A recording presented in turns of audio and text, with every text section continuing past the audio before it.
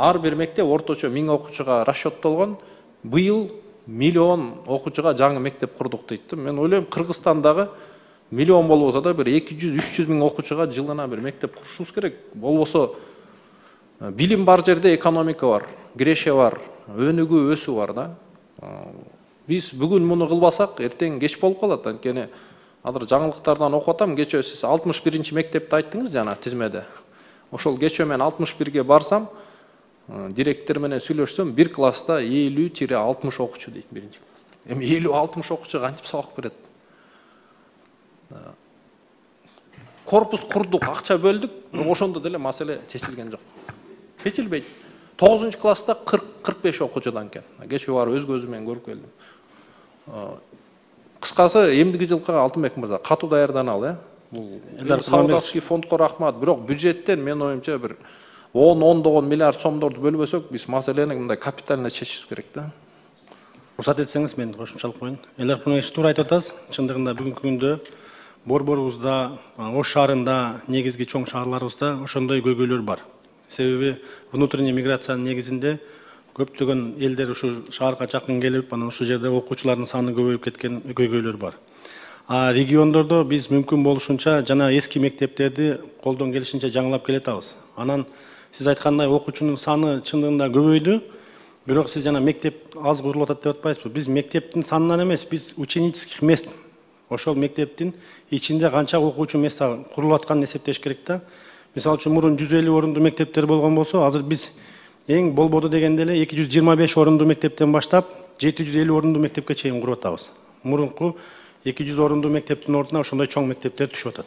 Анан борборубузда көйгөй, бул эми адам көбөйгөн сайын көйгөй боло берет экен, туура.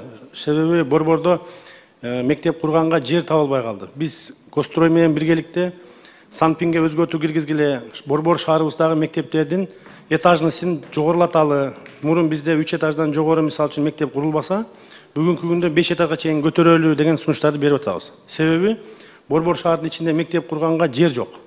Чындыгында жер тартыш болуп калып, ошондуктан кээ бир мектептерге кошумча корпуска муктаждык бар, бирок жери жок болуп биз кура албай келип атабыз. Каражат маселеси боюнча биз жылдын башында 10 миллиард караганбыз. Бүгүнкү күндө капиталдык салымдар жалпы ГКО менен эсептегенде 37,5 миллиардты түзөт. Биз капиталдык салымдарды жылдан жылга өнүктүрүп, өстүрүп, азыр мурун эсиңиздерде болсо, 20-чы жылдары биз 3 миллиарддан ашык каралчу эмеспиз. Бүгүнкү күндө мына 12 эсе, 13 эсе көбөйүп кетти уже. 37,5 миллиардга жеттик. Буйруса дагы көбөйтөбүз. Алтынбек мырза, эми сиз ученический место менен санайлы деп атаңыз. Жаңы эле санап берди Талант мырза. Мен деле билем, Бишкекте бир 103 110 миңге расчеттолгон ученический место бар. Факт боюнча Бишкекте бир 260-270 миң окуучу окуйт да. Бул демек жок дегенде 2 эсе көбөйтүш керек да. Бишкекте айталы, Ош бар, Жалал Абад бар. Жок, мен аныңызга макулмун. Эми борборубузда айтып атпаймынбы? Куруп бере турган мектептер муктаждыктар көп, бирок жер табышыбыз керек болуп атат. Азыр ошонун үстүнөн азыр Кострой менен биргеликте иштеп атабыз. Анын баардыгын чечкенге даярбыз. Анан экинчи маселе айлык маселеси. Урматтуу коллегалар, мугалимдердин айлыгына да катуу көңүл буруп коелу, бюджет кабыл алып атканда. Анткени президентибиз деле айтты, бирок өткөндө мен ыраазычылык барактарын тараттым мугалимдерге.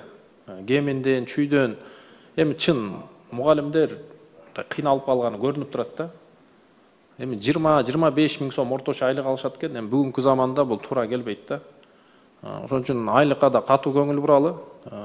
Мен ойлойм, мугалим, врачтардын айлыгына кийинки бюджет жылы кенен акча бөлөйүн. Инфраструктураны курдук акыркы 3-4 жылда. Сонун жол курулду, мына аэропорттор, темир жол баары, бирок мугалим, врачтардын айлыгын бербесек, бул Кыргызстандын өнүгүүсү, бул адамдык фактор, адамдын ресурсуна өнүктүрүшүбүз керек. Рахмат. Мына жылга эле биз 100дөн 200дөн мектеп куруп атабыз, дагы эле жетпейт. Эмне болуп атат? Ситуацияны так жалпы депутаттарга маалымат берилсе жакшы болмок да. Кыргызстан боюнча, бир өрөөн боюнча эле эмес, туура азыр Бишкекте көрүп атабыз биз. Бишкекте бир класста 40тан 50дөн бала отурат. Ошол эле учурда эң түшүнүк мындай мен үчүн түшүнбөгөн бир маселе болуп атат. Мектептерди бириктирип атабыз. 14-чү мектеп менен 37-чи мектеп бир мектеп болуптур. Не себеп болду? Корпустары өзүнчө. бир ушундай көптөгөн суроолор бар да. Ушул маселени ушундай мыйзамды караганда Нурлан Жанышбекович сөзсүз түрдө агартуу министринин болсо, каржы министри сөзсүз болуш керек бул жерде.